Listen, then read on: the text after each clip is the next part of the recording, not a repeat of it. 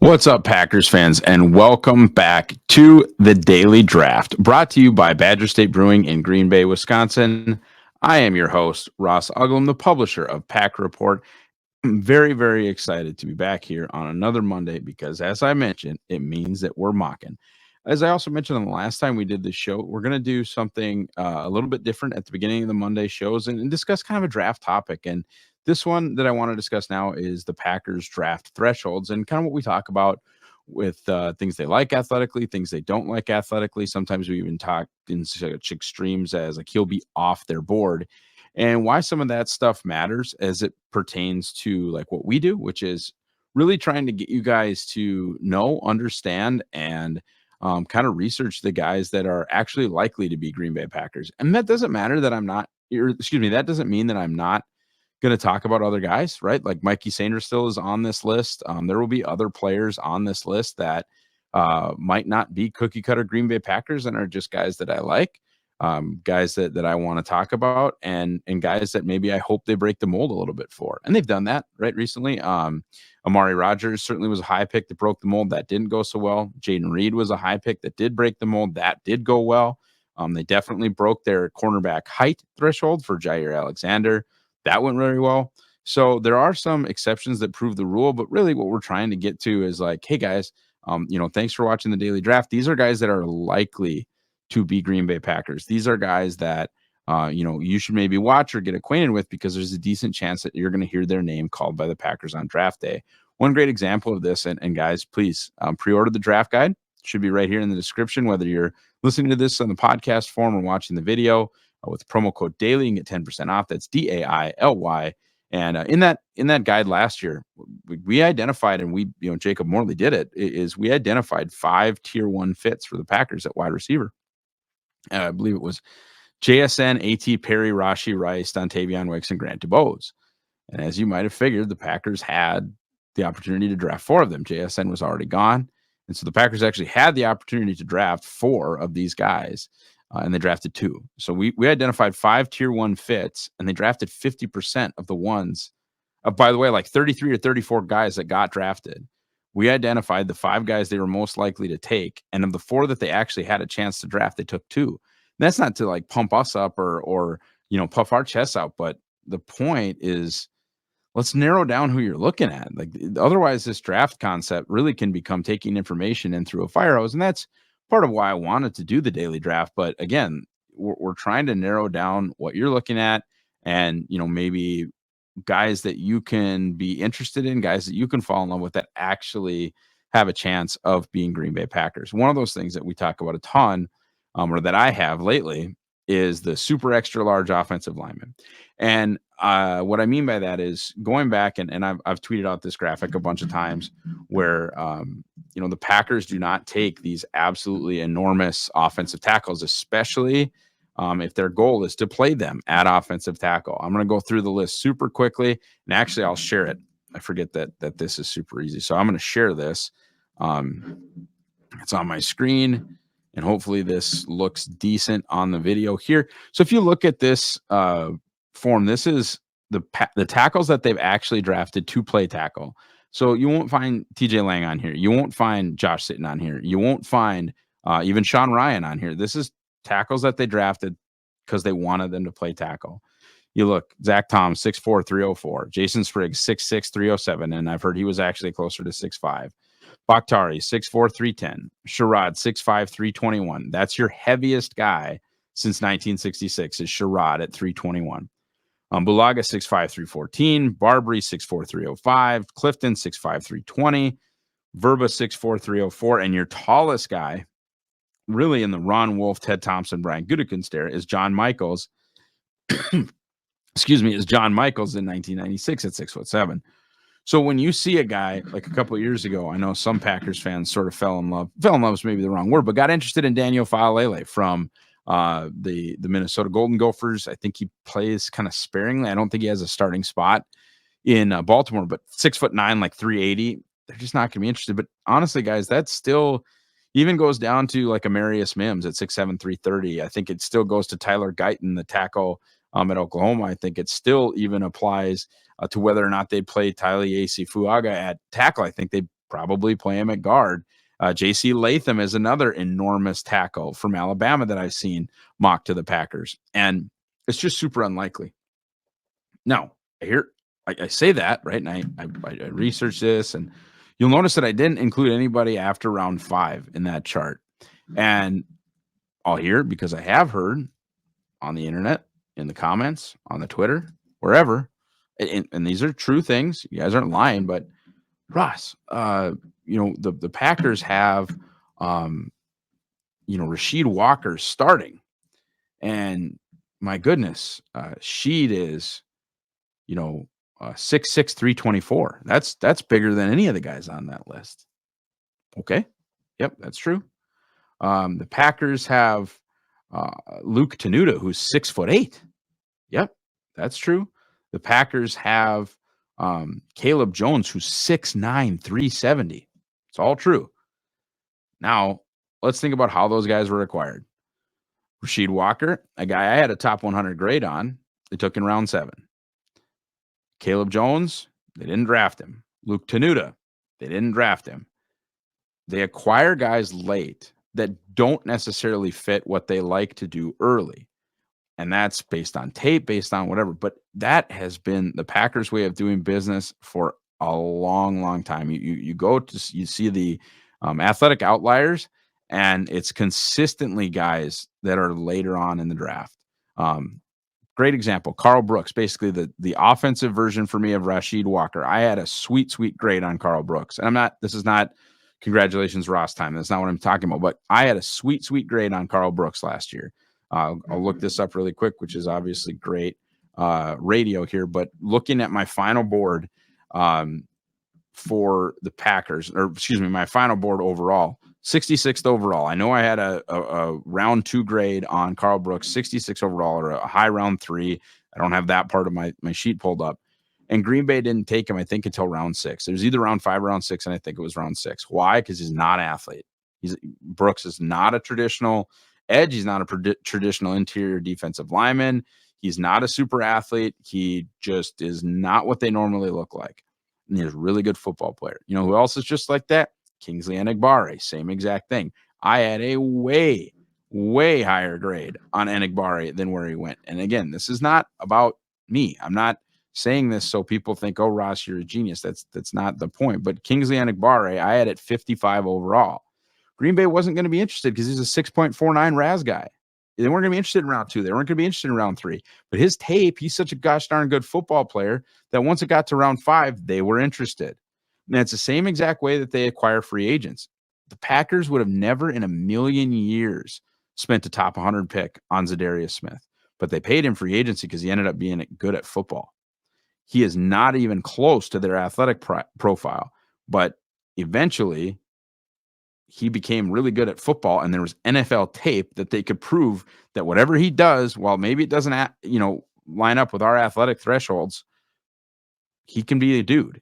Same, I think, thing really applied when they signed Billy Turner. Okay, he's not the normal athlete. Preston Smith was. Oddly enough, Preston Smith was the type of athlete that they would have drafted. But you've seen this, or I've seen this a number of times in free agency where they will go after guys that would not normally fit the athletic profile of guys that they would draft. But once they have NFL tape, that sort of changes the discussion. And once you get in the draft, and this is the important part, in the draft, once you get to round 5, round 6, round 7, and certainly undrafted free agency, Green Bay will start to let loose on their athletic requirements. I mean, how the heck do you think Ladarius Gunter ended up being a Green Bay Packer running a 4.7 or whatever he ran? Because they didn't have to draft him, but they liked him as a football player. And by the way, he returned great value for an undrafted free agent. So once they got to the point where they felt like, well, we can sign him for nothing, good. They weren't going to take Ladarius Gunter in round 4, but they were willing to work with, an athlete with his limitations as an undrafted free agent. The same exact way that they're interested to see what they can do with a Caleb Jones at 6'9", 370, but they weren't going to use a top 100 pick on him. In the same way that I really don't think they're going to use a top 100 pick on Latham or Mims or any of the other super extra large offensive linemen that don't fit what they've done in the first 4 rounds all the way back going to 1996. So that's our deal. And we're not necessarily in praise of kind of the Packers rigid, like bigger, stronger, faster is generally better. I think Green Bay does a great job drafting. I think they have for a long time. Being in Green Bay, Wisconsin, I love Green Bay, right? I live in Fargo. It's basically Green Bay West when you talk about demographics, you talk about population, even talk about the color scheme. Like, I promise I would love to live in Green Bay. My family's here. I have nothing but nice things and wonderful things to say about Green Bay, but it is not and never has been a true free agent destination.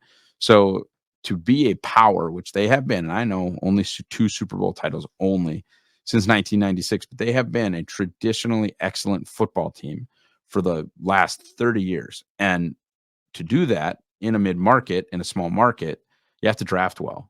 Even with the salary cap floor and a cap and a floor, you still have to draft well, and they have, and their way of doing things has treated them well. I think they've been a little too rigid at times, but our emphasis on their thresholds, what the things that they like to do, is a lot less about praising it and a lot less about saying it's awesome and a lot more about really narrowing down the guys that might actually be Green Bay Packers, so that you guys, the fans, the people watching this, the people listening to this, have more of a chance of watching guys and learning about guys that actually might end up on the team.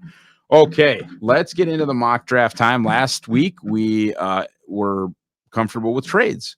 So this week we are going to do something a little different, which is totally fine. And we're going to use a non-PFF mock simulator. There's some great ones out there, but right now I am partnering with Fanspeak, and they're kind of the OGs. Like, PFF does a great one. The Draft Network had a good one for a long time. I think their website is back up and rolling and clicking, so maybe we use that a little bit. But Fanspeak was kind of the OG. They wrote sort of the original software on these mock draft sims called On the Clock. And I contribute my big board. So my top 300 is live over there. I think there's one guy still of my 300 that is going back to school. I'm searching for him. I can't remember his name. I saw his name in like a transfer portal article or a going back to school article.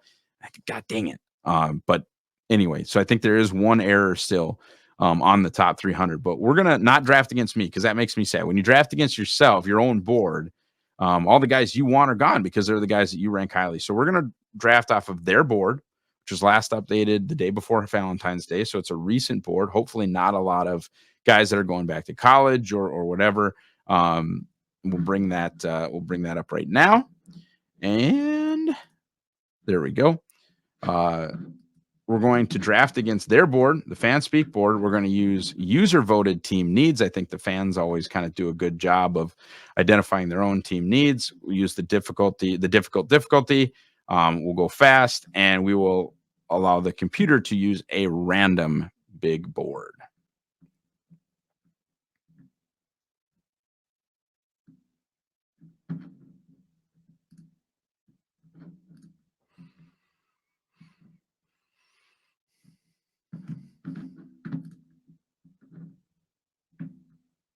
Okay. I'm going to, by the way, you can't see this, but just to the left here, I have, and I'm going to try for you wonderful people to zoom in to 125%. There you go. This is as big as I can get it. I am going to try, I have my own board just to the left of the screen here. So over here, I have my own board, which I'll kind of utilize, of course, as I go in. And the number one thing that I'm always looking for in the first round is to check on the cornerback position. That's the way that I would like to go. So as of right now, they've got 2 of my 8, and I've talked about them a ton, which would be the 6 corners that I love and the 2 safeties. So that includes Quinyon Mitchell, who you see, Ennis Rakestraw Jr., who you see, and it does look like 4 of my guys are gone. That would be my top corner, Nate Wiggins. Let's see, are they doing DeJean as a corner or a safety? Looks like DeJean's off the board as well. So my top corner, Nate Wiggins. I would call defensive back, however you want to use him. Cooper DeJean is gone. Looks like Terrian Arnold is gone, and it looks like Kool-Aid McKinstry is gone. However, my number 27 overall player and cornerback 6 is right there with Ennis Rakestraw Jr. And my number 16 overall player and cornerback 4, Quinyon Mitchell, is there. We are going to take Quinyon Mitchell at pick number 25.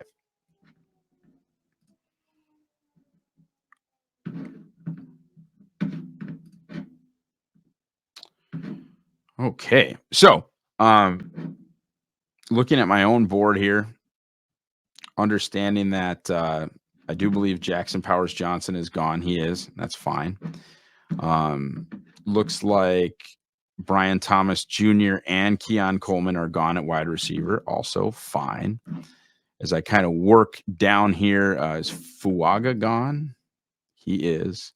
As well as other guys that I really like in that spot on the offensive line, which would be Jordan Morgan appears to be gone, and it looks like Graham Barton is gone, depending on how they're kind of classifying him. Yeah, it does look like Graham Barton is gone as well. So as we kind of work down my board, then you get to player number 34 and number 35. Number 34 is Cameron Kinchens out of Miami as a safety, and number 35 is Tyler Nubin, safety out of Minnesota.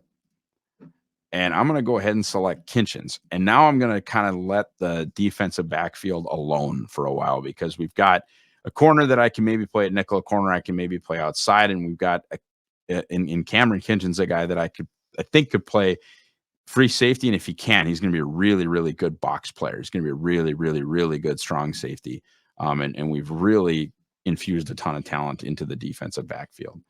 We're just going to decline all trades today, because we're the quote unquote different thing that we are doing is just utilizing a different mock sim, as opposed to doing a bunch of trades and stuff. This one's super easy for me. Chris Jenkins is actually higher on my board than the two safeties. I wasn't viewing defensive line as the same type of need. But for me, Chris Jenkins at 58 is a home run. He's my 29th overall player, my number 2 interior defensive lineman. Pound for pound, I think the best run defender in this class. He's not huge, as I kind of wanted, my defensive lineman add to the Packers room to be. But he is so good at defending the run, and so good just in general with, I think, a little bit of pass rush upside, that I'm comfortable with both him and Jerzon Newton not being that 310 plus pound, body. He's just that good at defending the run that even though he's not the body type that I've talked about a ton, he is the player type that I've talked about. So real easy, Chris Jenkins here at pick 58. Now I probably need to give the offense some love, right? Not that I'm sad about these three players, because I'm not. And you think about last year, how aggressive they were. Yes, Lucas Van Ness, was the pick at 13, but then you had Jaden Reed, you had Luke Musgrave, you had Tucker Kraft, bang, bang, bang, all in the top 100. They were pretty aggressive on offense last year. I'm okay with being aggressive on defense this year. Let's see what we have here in round 3. Okay, this one's easy for me. I really, really like Junior Colson, and as you can see at the top of the list, like, I know that I'm picking again very soon. I like a number of these running backs that are left over. And so I'm very comfortable going and grabbing the linebacker that I really like in this class, and that's Junior Colson. Even though I just said we were going to give the offense some love, we're going to draft Junior Colson here, and I am going to take my top-rated running back that's left. And looking here, Jonathan Brooks appears to be gone. That's fine. Blake Corum appears to be gone. That's fine. Moving on down my list, Trey Benson is gone. Okay. It would appear that Braylon Allen is gone. Boy, Steve must like running backs kind of the way that I like running backs, which is fine. The top of his board apparently looks quite a bit like the top of my board. No problems.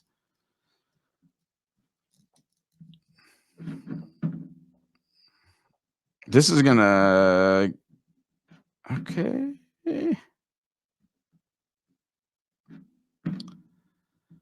Let's roll with Will Shipley. That is who we are going to take here. And that was just narrowly over Marshawn Lloyd, just because of what I'm kind of trying to accomplish with that spot right now. I'd like a pass catching back. I'd like kind of a third down weapon. I don't know if we've in this simulation, I don't know if we've re-signed AJ Dillon or not. Hard to tell. Gonna look for that Packers right after I take nickelback Tyke Smith here. I'm not sure where they've got the comp pick. So this might actually end this version of today's draft. I was just trying to see if they've got one of the offensive linemen that I really like. And actually, I am going to take Javon Foster. I have him in my top 120 area. I would have a hard time. I would have a hard time passing him up at this point. So Javon Foster is going to be the pick. Tyke Smith is definitely in this conversation. Ben Sinnott is definitely in this conversation. I don't know if I'm going to get the Allen Lazard comp pick at the end of the 4th round here. I do in PFF. I'm just sort of understanding that this could end this draft class for this, and it did. And that's fine. It ended the draft class for this exercise. I'll just tell you, and I'll include it. I would have taken probably Tyke Smith to play nickel corner at the end of the 4th round, or I would have addressed the nickel corner position, I would say. But this turned out really well. The offense doesn't get a ton of love, but I'm very, very excited about everything that Quinion Mitchell can bring. Cameron Kinchens, whoever, you pair him with Darnell Savage on a 1-year deal. You pair him with Jordan Fuller, I've talked about as an option, who's a free agent. You want to make him the free safety. Well, you can pair him with, Cameron Curl. You could pair him with Xavier McKinney. You can do a number of different things. You can go back into the safety class in this draft. Jonathan Owens, if that, Rudy Ford, if that floats your boat. But Kinchens, I think, offers you some versatility there for sure, especially with Hafley talking about the safety position being kind of interchangeable with nickel. Kinchens played some slot corner at Miami and wasn't terrible at it, so that would be fine. Chris Jenkins is the steal of this class for me. To get him, who I have 28th overall at 58, is awesome. Going to make you super mean up front. And his college teammate, Junior Colson, isn't going to hurt there either. I think Junior Colson, Isaiah McDuffie, and Quay Walker would be an athletic trio at linebacker that we have not seen in a very long time. Will Shipley, eventual kind of Aaron Jones replacement, does some cool third down stuff, catches the ball well. And then Javon Foster is your mid-round future Packers starter du jour. I think he'll kind of probably fit into sort of exactly, what they like. I look at a guy like Foster when we're talking about the, height weight stuff that we were all talking about, or that I was discussing at the beginning. 6'5", 319. I mean, he's right there. He's a little bit heavy, but he's below Bulaga. He's below Sherrod. Can play tackle, can play guard. Just absolutely what they would do. SEC guy. Again, like I said, just exactly kind of what they would do. We're going to head to the national mock that we're going to discuss here on the Daily Draft. And this is Draft Wire.